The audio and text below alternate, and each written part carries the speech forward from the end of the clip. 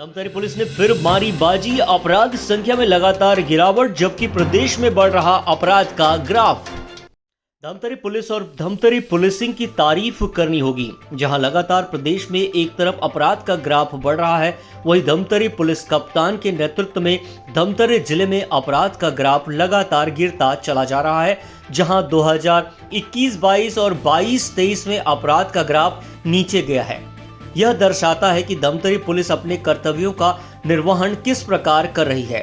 Dhamtari policing की तारीफ करनी होगी, जहां पुलिस कप्तान प्रशांत ठाकुर के नेतृत्व में पुलिसिंग के बेहतर कार्य देखने को मिले हैं, जहां पर लगातार ग्राफ में गिरावट दर्ज की गई है। जबकि छत्तीसगढ़ प्रदेश की अगर हम बात करें तो प्रदेश में लगातार अपराध और अपराधियों के हौसले बुलंद रहे हैं। जहां एक आंकड़ों के हिसाब से छत्तीसगढ़ बीते वर्ष अपराध की श्रेणी में टॉप 10 की जगह बना चुका है। विगत वर्ष 2023 में उसके पूर्व के साल 2000 की तुलना में टोटल अपराधों में लगभग 5% की कमी आई है और भारतीय दंड संहिता के जो अपराध हैं उनमें लगभग 9% की कमी आई है। टोटल जो पूर्व लंबित अपराध थे उसमें हमारा निकाल का परसेंट भी 90% हो चुका है। 10% अभी अपराध लगभग पेंडिंग में है। साथ ही अगर हम 23 में को देखें 22 की तुलना में, तो हमारे हत्या, लूट, नकबजनी, चोरी, बलवा, अमानत में खयानत, धोखाधड़ी, चोट, दहेज मृत्यु, सीलभंग, प्रताड़ना, अन्य समूह के मामले 2022 की तुलना में कमी आई है। संपत्ति संबंधी अपराध में हमारे जो अभी रिकवरी की है लगभग 50% के आसपास हम लोगों ने रिकवरी की है। साथ ही एक डकैती का मामला हुआ था जिसके 10 के 10 पूरे मुलजिम 100% उसमें सफलता मिली थी पुलिस को। साथ ही हम देखें तो चोरी के मामले, नकबजनी के मामले और हमारे लूट के मामले विगत वर्षों की तुलना में 25% कमी है इसमें। हत्या के 25 मामले दर्ज किए गए थे, जिसमें 43 अपराधी थे, उनको पूरा को सबको गिरफ्तार किया गया। साथ ही हम अगर माइनर एक्ट प्रिवेंटिव की बात करें तो आबकारी एक्ट के जो कार्रवाई है विगत साल जहाँ की 598 मामले किए थे, इस बार 810 प्रकरण किए गए। गांजा में प्रकरणों की संख्या ज़्यादा रही पिछले, हालांकि मात्रा 22 की तुलना में कम रहा क्योंकि इसमें बल्क तौर से उड़ीसा से आ रहे। अब उड़ीसा की पुलिस के सहयोग मिलने के बाद उधर भी काफ़ी नाकेबंदी होने से मात्रा में कम मिले, पर छोटे छोटे मामले में काफ़ी लोग हुए। नशीली गोलियों को हमने इसमें कई चीज़ों को पकड़ा। साथ ही सट्टा के 175 मामले हुए, जिसमें लगभग 5.5 लाख रुपए जब्त किए गए।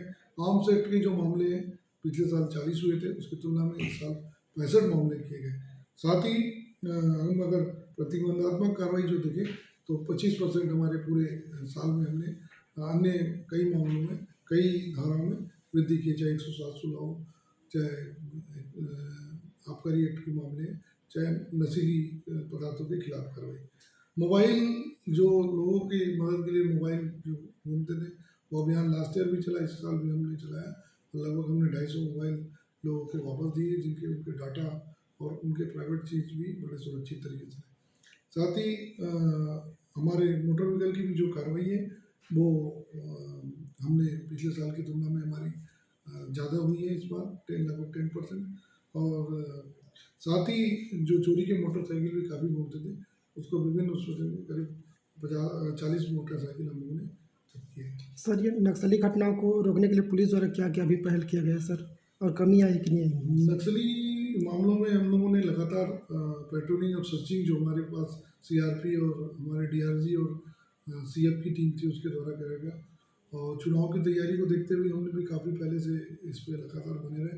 एक अच्छा इंफॉर्मेशन से जॉइंट एफर्ट से गरियाबंद पुलिस के साथ एक बढ़िया इनकाउंटर हुआ था और एक वर्दीधारी नक्सली मारा गया था। साथ ही उड़ीसा और समीपवर्ती जिले गरियाबंद से हम लगातार कोऑर्डिनेट करके जॉइंट ऑपरेशन हमेशा निकालते रहे।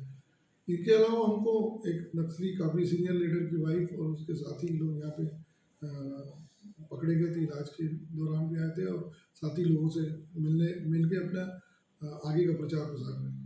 साथ ही जो नक्सलाइटों को सम्मान देने वाले और उनको सहयोग करने वाले भी बाप बेटा को हमने गिरफ्तार करके उनको भी जेल भेजा। सर अभी जिले में और जैसे अपराधों पर रोक लगाने के लिए क्या क्या और पहल किए जा रहे हैं पुलिस द्वारा? जनरली सबसे बड़ी चीज़ होती है कि चोरी नकबजनी और रात की सुरक्षा के लिए हम गश्त के पॉइंट लगाते हैं। उसके अलावा पेट्रोलिंग रहता है। शाम के टाइम क्योंकि भीड़ भाड़ का इलाका समय रहता है तो लोगों के आवागमन बहुत ज़्यादा होता है। बाजार की व्यवस्था तो उस समय पैदल पेट्रोलिंग को लेते हैं। इसके अलावा नॉर्मल टाइम में हम अपराधों में जो माइनर एक्टिविटी कार्रवाई उसके लिए हम साइबर और थाने की लोकल टीम और जो जानकारी मिलती है उसके आधार पर करा रहे हैं।